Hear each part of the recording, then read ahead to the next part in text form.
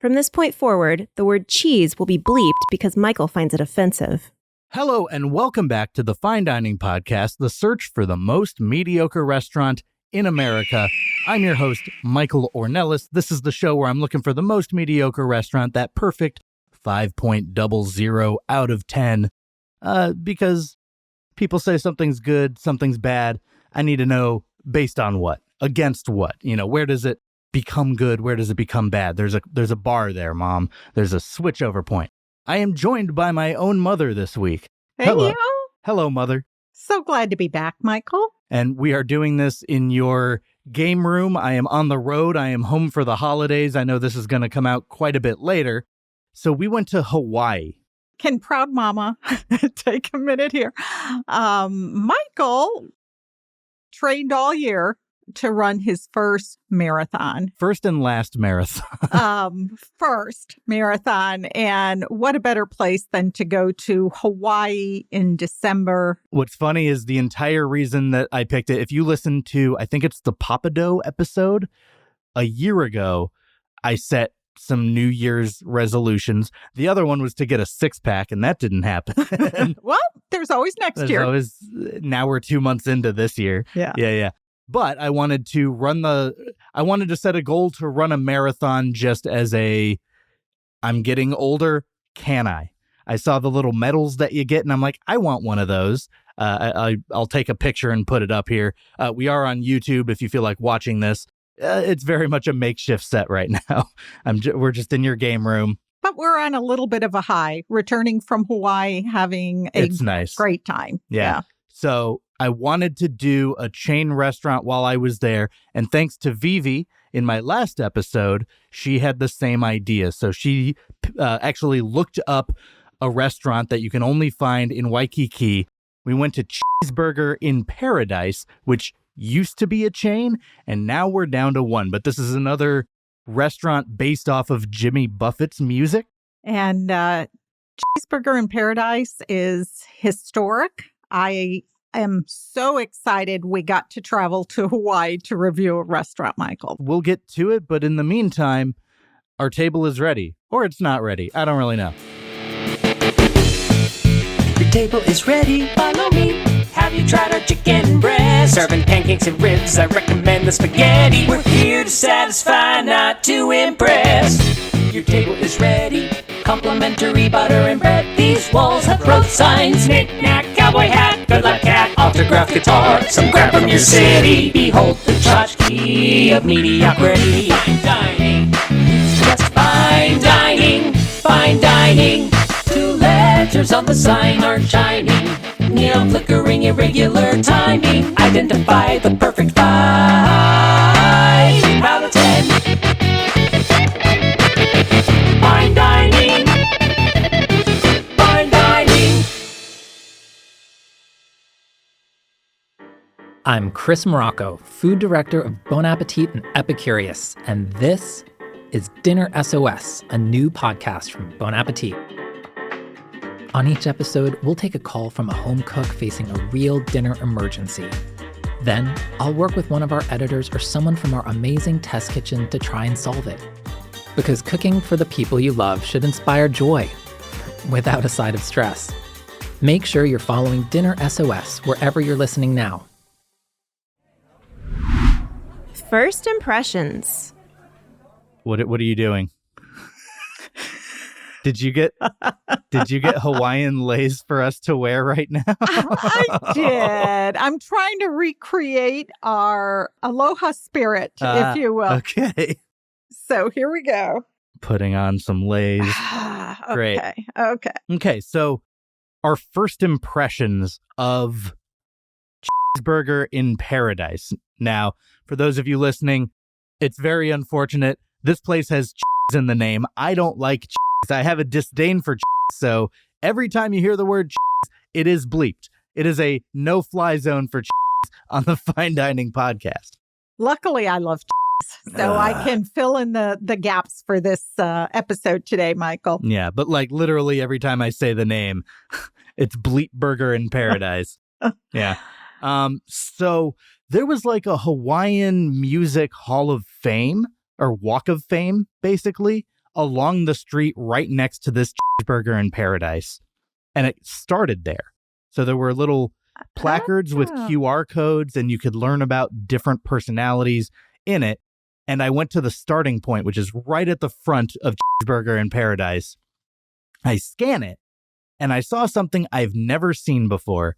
It said, QR code exceeded. So I guess too many people scanned it, and they didn't pay for... I didn't even know that could possibly be a thing, that you have to pay for the number of scans people can make for you. But yeah, too many people had scanned that sign. I don't know if it's a monthly thing or if just that sign that they clearly spent time and money to put together this plaque with this QR code. Interesting. I wonder if it's just done. Well, I kind of think that's your generation, probably not scanned as much from mine, because I happened to miss that, although I did see you over there trying to figure it out. Well, yeah, because it said it was exceeded. I was like, how do I read about what this Walk of Fame even is? And then there were a few more for like individuals that were in that Hall of Fame, and those QR codes were working. So I'm guessing a bunch of people just gave up when they saw the first one didn't work and wouldn't move on, because the second, third, and fourth one all did work. Okay. There was a tropical Santa Claus out front, like an automated. Very vintage Santa. But very Hawaiian. Oh, yeah, for sure. He was drinking out of a coconut with a straw coming out of it. And so realistic. I actually had to look at his feet to see if it wasn't a real Santa. But so even he then, was pretty realistic.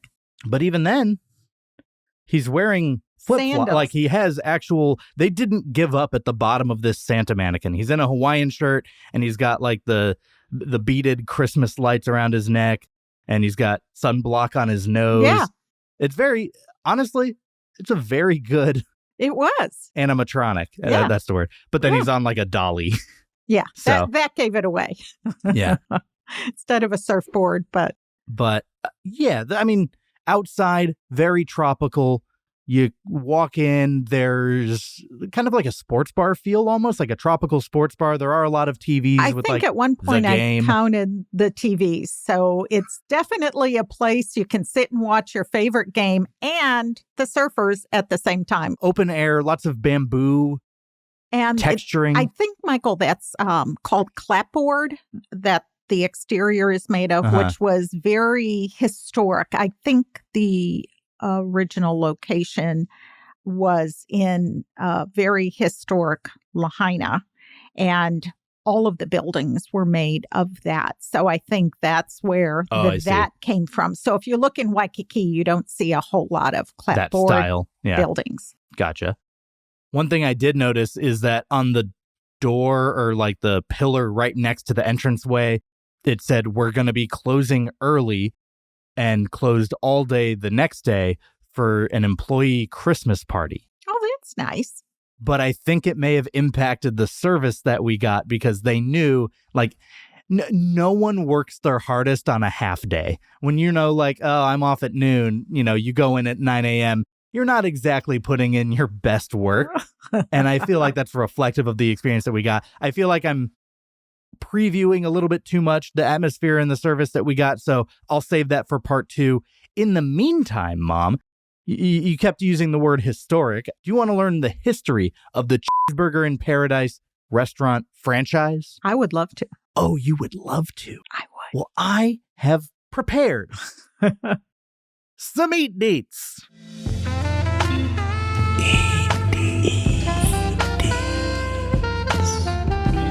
Eatery details. Now, Mom, as we both know, my mom listens to every episode of the podcast and is never satisfied with the sound effects used. I have Eat Deets, the era of easy listening. It's like soft jazz. Is that okay with you? I love it, Michael. Do you? Are you going to come back to me in like 2 weeks and be like, you know what? That sounds abrasive. Change it again. We'll see. For now, I can play it though? For now. Eat Deets. Founded in Lahaina on the northwest coast of Maui in 1989 by Lauren, L-A, but there's no U. Lauren Gartner, and Edna Bailiff. Of course, it's named after the Jimmy Buffett tune. Makes sense. Thanks, Mom. I'm still warming up here. Yeah. Eat Deets. Before breaking into the cheeseburger business, Gartner and Bailiff were picture framers who sold their work at flea markets in Orange County for 11 years.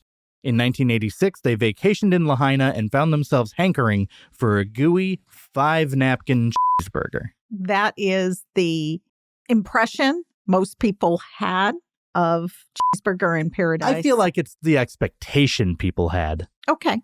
Yeah. I don't know if I'd say they delivered. Again, we had an employee party that day. Is that right? Sure. And that includes the chefs. It most definitely included the chef. Yeah. 6 months later, they went to work. Despite having zero experience in the restaurant industry, the founders were determined. They bought a book on business plans. Is that like Business for Dummies? Burger Restaurant for Dummies. Exactly. Sold their house and framing business, ran up their credit cards, borrowed $500,000 from family and friends, and flew back to Hawaii. And you said they had a framing shop. Yeah. Okay. Well, that's kind of interesting. And this was in Lahaina. Is that right, Michael? The original one, yes. Yeah. Lahaina, as I knew it, is full of photography shops. So Makes sense. You're in one of the most scenic places in the world. Yeah. So at least in the country. I could see maybe that initial draw for them. And also, if you're making framing, it means that you probably have some skills with woodworking, which I think goes to the decor, because this did feel like a studio set. Like, I'm in Hollywood and I occasionally see That's true. film sets and stuff, and this definitely looked like a set piece. Yeah. The way that the place all the was. details that, like you mentioned, the bamboo, the fans were the reed fans. Yeah. So the concept was simple and catered to tourists like themselves. Cheeseburgers, which Gartner and Bailiff claimed are more fun than hamburgers. Go. I wholeheartedly disagree, and I feel like they are not respecting people who don't like cheese. They should just call it burger in paradise. Michael, I can't believe we're related based on Y'all heard it here first. I'm being kind of disowned by my mom. You're not my son. is amazing. All kinds of cheese. And I don't know. I just Ugh, gross. Anyways, cheeseburgers, Mai Tais, and rock and roll was the guiding principles of this place. the feel. Eat Deets. The slogan is aloha spoken here. I had always thought aloha was just hello and goodbye. And then this is my third time to Hawaii, and this is the first time where I've heard the term like the aloha spirit and like capture the essence of aloha. Aloha is the all-encompassing word in Hawaii. Which I honestly think just means we're relaxed and not too concerned with your service. We're a little laid back. Yeah. As you might guess, the name got them in trouble with Jimmy Buffett. In 1997, the singer sued the founders for illegally using the name of his song. This came 8 years after the original location was founded, but seems to be sparked by Gartner and Bailiff's plans to expand to Southern California. Okay. So now they're encroaching on, they're not the just mainland out there. turf. Yeah, they're just not way out there. Out of sight, out of mind. Right. No, it's like, oh, now you're coming on my corner. You're moving towards Florida. I think Jimmy Buffett's home was Florida. Yeah. Yeah. And Southern California. It's getting close. Closer to Florida than Hawaii. The case wasn't as clear-cut as it might sound. Back in 1993, the U.S. Trademark Office granted Gartner and Bailiff permission to use the title. Interesting. So they trademarked it. So they were legal. Well, because I think you can trademark for specific purposes. So if you do it for food and beverage or restaurant or whatever, it's different than song, even merchandise. They probably would have had, conflicting cases when it comes to selling T-shirts of I merch. was going to say merchandise for sure. Yeah, because the restaurant might want to sell some and Jimmy Buffett might want to sell some, and they would both be in conflicting positions for that. Eat Deets. Buffett wasn't deterred, saying, yeah, you can jump somebody on a copyright, but it still doesn't make it right. Right. I mean, it is very clear that they were coattail riding when they named their place. Oh, for sure. That said, it is a natural title to arrive at. I'm opening a burger place in Hawaii. Right. What do I want to call it? Right.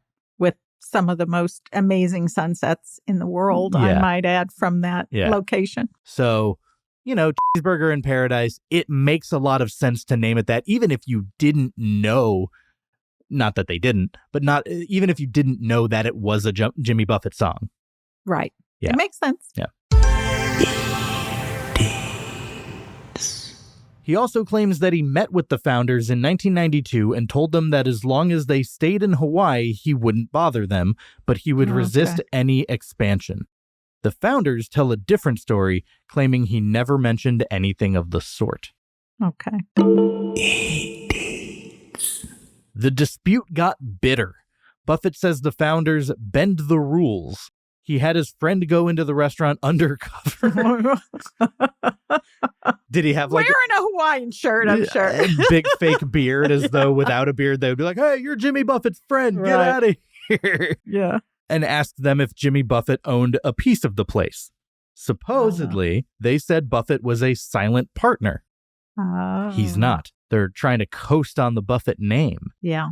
So now you're taking the title and you're implying his involvement. Exactly. A little shady. Yeah. Eat Deets. In the end, after a 4-year trademark dispute, the founders were granted permission to call their first 2 locations Cheeseburger in Paradise, but they were prevented from using the name for any future locations. Okay. Is that how you understood it as well? Because we knew of the Hawaii locations. Right. So there are other locations. Example, they later opened a spot in Nevada called Cheeseburger in Reno. Oh, okay. So they're taking that and manipulating it a little bit. Yeah. Which that location seems to be closed now. The history is especially confusing because Buffett himself actually owned a fast casual chain also called Cheeseburger in Paradise from 2002 to 2020. It's now defunct. But to be clear, the restaurants are not affiliated. Oh, that would be confusing. Yeah. Years later, Gartner said about the suit, "Are there hard feelings? Let's see. I've doubled the business and I'm close to tripling it since the settlement of the lawsuit. Nah, I don't have any hard feelings." Well, they say there's no such thing as bad press. Is that? Yeah, but it's like you piggybacked off of Jimmy Buffett. Oh, for sure. If Jimmy Buffett isn't okay with that, you're not allowed to be mad at him. You know what you did. Eat Deets. She noted the suit forced her to consider her brand and see the value of what was right in front of her. The cheeseburger, not the paradise. Nowadays, the parent company is called Cheeseburgers, Inc. Okay. Which, honestly, I'm very surprised that the rights to that were available. Seriously. Yeah.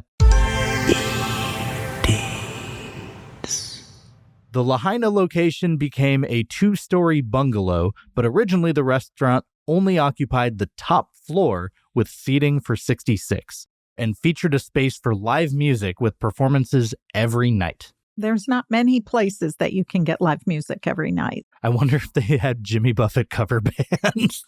Because that would be interesting. That's kind of the expectation. Like, because when I went to Margaritaville, it kind of is. It was like 95% Jimmy Buffett music being piped in. Yeah. And I always thought that this restaurant, until I looked into it for this episode, I thought that it was correlated with Jimmy Buffett. And Michael, I did until I started reading talking. Eat Deets. Yeah. The theming is the quintessential tourist's idea of Hawaii. The servers, including the men, wear Hawaiian shirts and grass skirts over shorts. There's bamboo and ukuleles on the wall. and they have a cheeseburger challenge. If you can finish a burger with 3 patties, all the fixins, bacon, fried egg, Kahlua pork, jalapenos, and an onion ring, plus a mound of cheese fries in under 20 minutes, it's on the house. Otherwise, it's $35. Apparently, it's popular for couples to get one to share. That doesn't sound like an eating challenge to share it with someone. It doesn't, and there's nothing that sounds Appealing about just pounding your food. And, being able to taste it, maybe? I don't know. Are you in a rush? If you're in a rush and you want free food, something like this might be good. Someone else is waiting on the sunset table. That's true, yeah. So they'll put you right by the... Meanwhile, someone else is like, I gotta go. Eat Deets. According to Lauren, one of their secrets to their success is customer care. Debatable, but we'll chat later. We'll get to that. She claims that MasterCard and Visa analyzed their sales and found an inordinately high number of return customers. So high, in fact, that they thought there was some kind of mistake at first. The Yelp reviews, which we'll get to in a bit, the overall score was higher than I expected it to be. I mean, it's still not like crazy high, but I think it had like a 3.6. It had like a few thousand reviews. Well, I just think it's a quintessential party atmosphere. Yeah. And when you're in Hawaii, you're chilling. You've got your Hawaiian got shirt great real on. estate. Yeah. Yeah. It's very inviting, but then once you're in, to me, it didn't feel like an experience that's inviting me back. Yeah, it didn't quite deliver as much as I'd hoped. Yeah. But the cult status of Cheeseburger in Paradise is real. Apparently, dozens of fans have had their ashes scattered outside the restaurant. Wow. A vial containing the ashes of a loyal customer named Paul is mounted on a wall. The founders said they won't be doing that again. Everyone has a place that's close to their heart, but is this okay? But I'm kind of wondering, with that whole Jimmy Buffett affiliation, how many of those return customers think that they are Buffett supporting thing. Jimmy Buffett? Yeah. Also, there's so many pretty places in Hawaii, and you want your ashes eternally at Cheeseburger in Paradise? Well, it could be the party atmosphere that they're looking for in there forever. Yeah. Their original location moved around 18,000 cheeseburgers per month. In total, their sales were around $27 million per year. That's a lot of burgers. It's a lot of meat. It's a lot of tons of And in $35 increments, you can get it for free if you just pound it as quick as you can. Some servers reportedly clocked in over $100,000 in tips per year. That's amazing. Because you're in a place where it's tourists almost exclusively. Right. And it's a place that's not cheap to go to. So it's tourists that have a little bit of, disposable income. Yeah. So. Yeah. Yeah, it doesn't sound like the worst gig. Eat Deets. In August 2023, the original Lahaina location burned to the ground after Hurricane Dora and a wildfire swept through the town.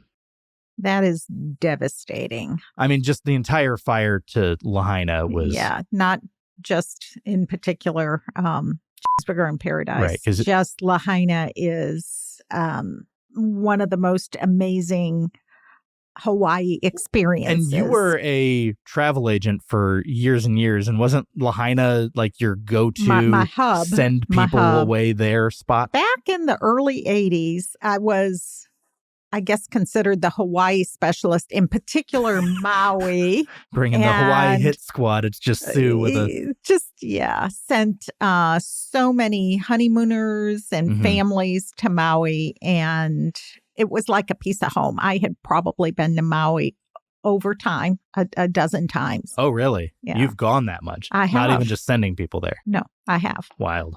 Now, it doesn't look like they're rebuilding. There are questions about soil toxicity from the fire and a lengthy cleanup/beach restoration process. The founders have decided to leave Lahaina, and Gartner says she doubts the city will allow anyone to build on the beach again. Yeah.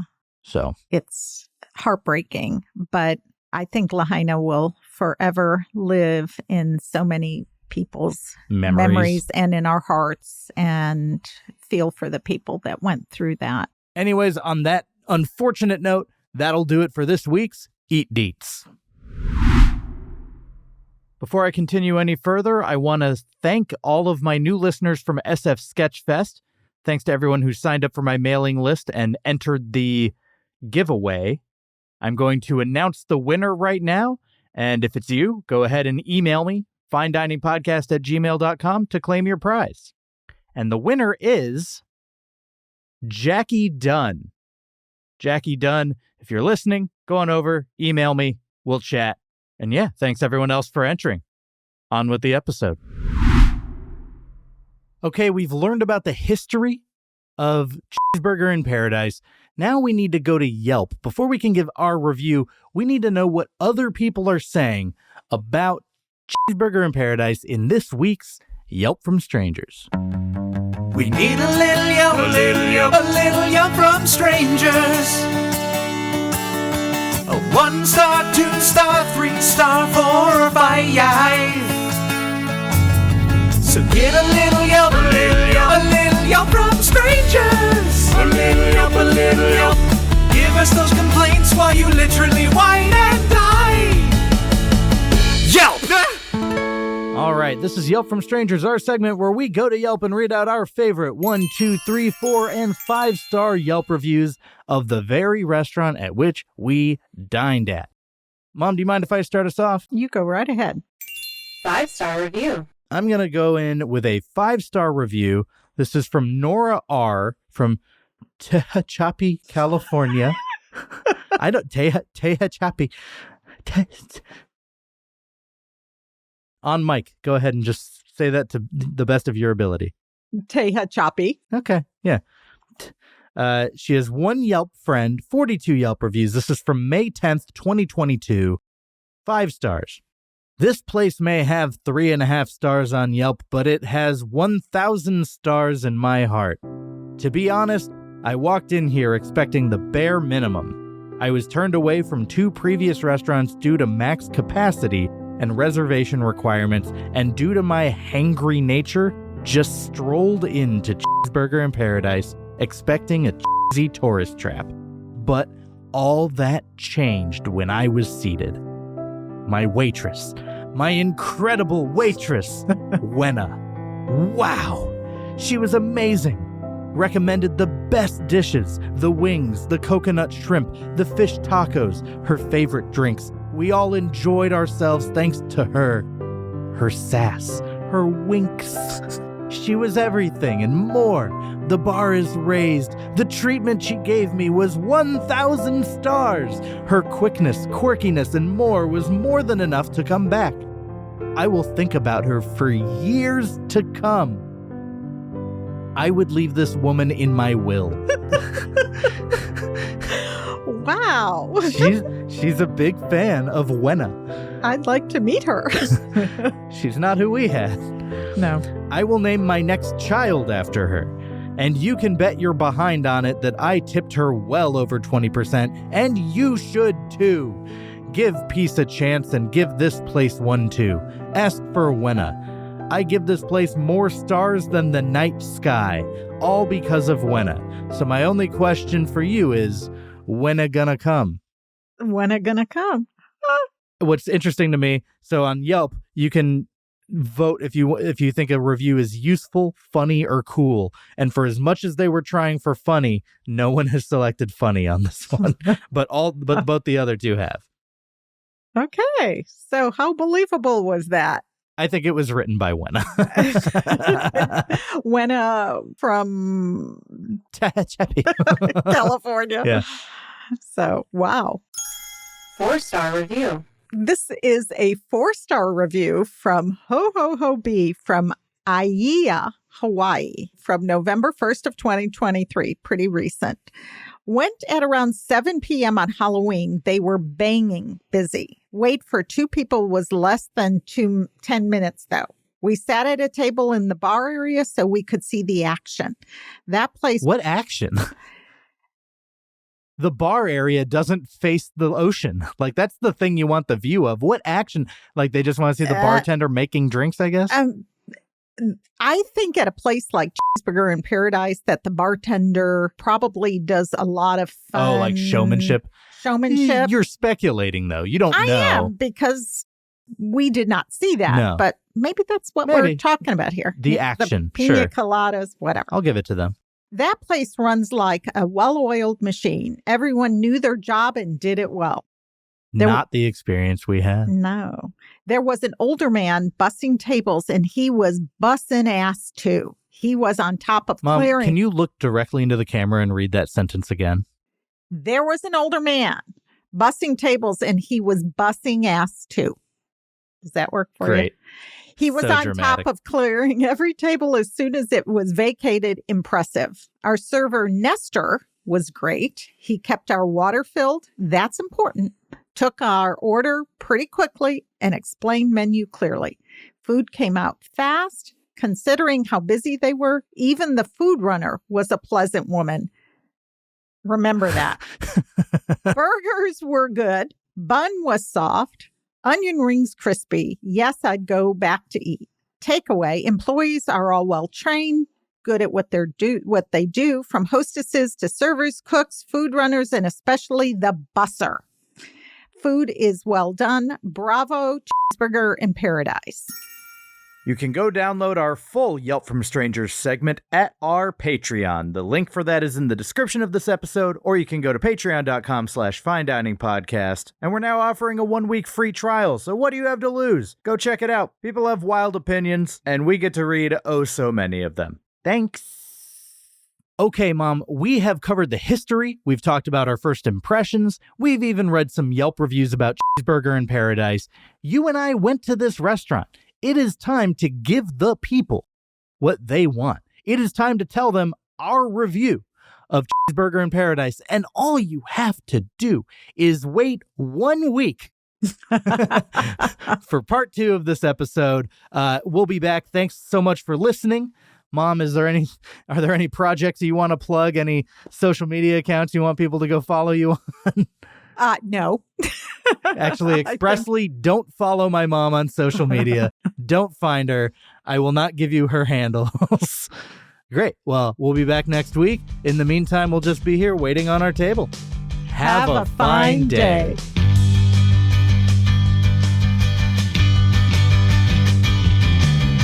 Waiting on our table, the step is done and we had some fun. Now we're waiting on our table, join us next time, we're stuck in line. Waiting on our table, we're so hungry, tummy's grumbling. Waiting on our table, we gotta continue our search for mediocrity.